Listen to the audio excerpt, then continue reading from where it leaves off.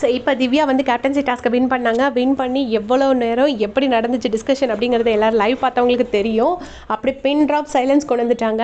இதுதான் தேவை. நிறைய பேர் சொல்கிறாங்க திவ்யா வந்து பஜாரி மாதிரி பண்ணுறாங்க, அப்படி பண்ணுறாங்க, இப்படி பண்ணுறாங்கன்னு. எப்படிங்க அப்படி சொல்ல முடியும்? நம்ம தான் சொல்கிறோம் வைல்ட் கார்டு வந்து சும்மா இருந்தால் வந்தாங்க மிக்சர் சாப்பிட்டாங்கன்னு சொல்கிறோம். அவங்க வந்து இந்த மாதிரி கேட்டால் அவங்க வந்துட்டு ஓவராக பண்ணுறாங்க, ரொம்ப ரூடாக பண்ணுறாங்கன்னு சொல்கிறோம். இவங்களே இப்படி தாங்க ட்ரீட் பண்ண முடியும். ஏன்னா இவ்வளோ நாள் ஒரு கேப்டனும் வந்தவொடனே எப்படி வச்சு செய்வாங்க நம்மளே பார்த்துருக்கோம். எந்த கேப்டன்சி டிஸ்கஷனையுமே நடக்க விட மாட்டாங்க. இன்னைக்கு திவ்யா வெளுத்து வாங்கிட்டாங்க. இப்படி தான் பண்ணணும். ஏன்னா இந்த பீப்புளுக்கு இப்படி தான் பண்ணணும். திவ்யா பண்ணுறது தான் கரெக்டு. இதில் பாரு சொல்கிறாங்க என்னோட பர்சனல் பற்றி இனிமேல் பேசக்கூடாது அப்படின்னு. அப்போ திவ்யா ஃபஸ்ட்டு சொல்கிறாங்க சரி உங்ககிட்ட பர்சனல் விஷயத்தை நீங்கள் தனியாக வந்து பேசுங்க, இப்போ நான் வந்து நான் கேப்டனாக உள்ளதை பேசி முடிச்சிடுறேன் அப்படின்னு சொல்கிறாங்க. அதுக்கு வந்துட்டு திவ்யா இல்லை என்னோட பர்சனல் விஷயத்தை யார் பேசணும்னு நான் தான் டிசைட் பண்ணணும், இனிமேல் யாரும் இங்கே பேசக்கூடாது, நானும் அது சம்மந்தப்பட்ட நபரும் சேர்ந்து நாங்கள் முடிவு பண்ணிக்கிறோம் அப்படின்னு சொல்கிறாங்க. இப்போ கமருதீன் ஃபேஸை காட்டுறாங்க. கமருதீன் ஃபேஸு பாவமாக பார்த்துட்டு இருக்காரு. அவருக்கு ஒன்றுமே புரியலைங்க என்ன நடக்குதுன்னு. அதுக்கு வந்துட்டு திவ்யா, பிரஜன், சாண்ட்ரா எல்லாருமே வந்துட்டு நீங்கள் தானே வந்து கேட்டீங்க, நீங்கள் தானே கேட்டீங்க அப்படின்னு சொல்கிறாங்க. திவ்யா விடவே இல்லை. நீங்கள் கேட்டதுக்கு தான் நாங்கள் சொன்னோம், நீங்கள் கேட்டதுக்கு தான் நாங்கள் சொன்னோம் அப்படின்னு சொல்லிட்டு பயங்கர கோவமாக சொல்கிறாங்க திவ்யா. அதுக்கு வந்துட்டு பாரு சொல்கிறாங்க இல்லை நான் கேட்டேன், ஓகே வெளியில் எப்படி போச்சுன்னு நான் கேட்டேன், அதை நீங்கள் சொல்லியாச்சு, இனிமேல் நீங்கள் அதை விட்டுறணும், இனிமேல் யாரும் அதை பற்றி பேசக்கூடாது.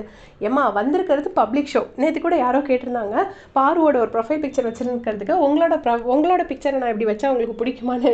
நான் என்ன பிக் பாஸ் ஷோவில் போய் ஆக்ட் பண்ணிவிட்டு டெய்லி அவங்க வாங்குற சம்பளத்தையே வாங்கிட்டு இருக்கேன். நான் என் வீட்டில் சும்மா இருக்கேன். அவங்க வந்து இப்போ ஒரு ஷோவுக்கு போகிறாங்க, அது பப்ளிக் ஷோ, 100 கேமரா இருக்கிற ஷோ. அந்த ஷோவுக்கு போகிறப்போ அவங்க பர்சனலாக உள்ள விஷயத்த பப்ளிக்காக பண்ணால் எல்லோரும் பேசத்தான் செய்வாங்க. அந்த பாயிண்ட்டை வேலிடாக சாண்ட்ரா எடுத்து வைக்கிறாங்க. என்ன சொல்கிறாங்க அப்படின்னா நீங்கள் வந்து உங்களை பற்றி பேசக்கூடாதுங்கிறத நீங்கள் டிசைட் பண்ணாதீங்க, அதை நாங்கள் டிசைட் பண்ணுவோம், உங்கள் பர்சனல் பற்றி பேசணுமா வேண்டாமாங்கிறது நாங்கள் தான் டிசைட் பண்ணுவோம் அப்படின்னு சொல்லிட்டு சாண்ட்ரா சொல்கிறாங்க. சப்போஸ் வந்து பாரு அவங்க வீட்டில் என்ன பண்ணிகிட்டு இருந்தாங்க அதை பற்றி பேசினா அது தப்பு. நீங்கள் இந்த ஷோவில் வந்து கேமரா முன்னாடி பண்ண விஷயத்த எல்லோரும் பேசத்தான் செய்வாங்க, அது தெரிஞ்சு தான் நீங்களே பண்ணுறீங்க. அதை வந்து பாரு சொல்கிறாங்க. பட் இந்த ஹவுஸ்மேட்ஸும் இந்த வைல்ட் கார்ட்ஸும் வந்துட்டு எல்லாருமே சரி ஓகே அப்படின்னு சொல்கிறாங்க. அந்த டைமில் பிரஜன் வராரு. பிரஜன் வந்துட்டு ஹேய் நீ தானே வந்து கேட்ட, நீ தானே ஃபஸ்ட்டு கேட்ட அப்படின்னு சொல்கிறாரு. அப்படி பாரு மூஞ்சி வெளத்து போச்சு. உடனே வந்து சொல்கிறாரு சொன்னால் கிழிஞ்சிரும் நான் எல்லாத்தையும் சொன்னா அப்படின்னோடனே திவாகர் வந்துட்டு வேண்டாம் ஒரு பொண்ணு அப்படி சொல்லாதீங்க அப்படின்னு சொல்கிறாங்க. இங்கே நிறைய பேர் இப்படி தான் வராங்க, ஐயோ ஒரு பொண்ணை போய் அப்படி சொல்லக்கூடாதுன்னு.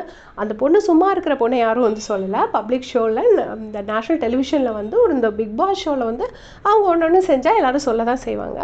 அதை தான் பிரஜன் சொல்கிறாரு. ஆனால் பிரஜன், திவ்யா, சாண்ட்ராவோட ட்ரீட்மெண்ட் தான் பார்வதிக்கு செம்ம ரைட்டான ட்ரீட்மெண்ட் அப்படின்னு நான் நினைக்கிறேன். இது முடிச்சதுக்கப்புறமா வெளியில் சபரி வந்துட்டு திவ்யா கிட்ட சொல்கிறாரு கொஞ்சம் பொறுமையாக எடுத்து வைங்க, கொஞ்சம் பொறுமையாக உங்களோட பாயிண்ட்ஸை சொல்லுங்கள் அப்படின்னு சொல்கிறாங்க.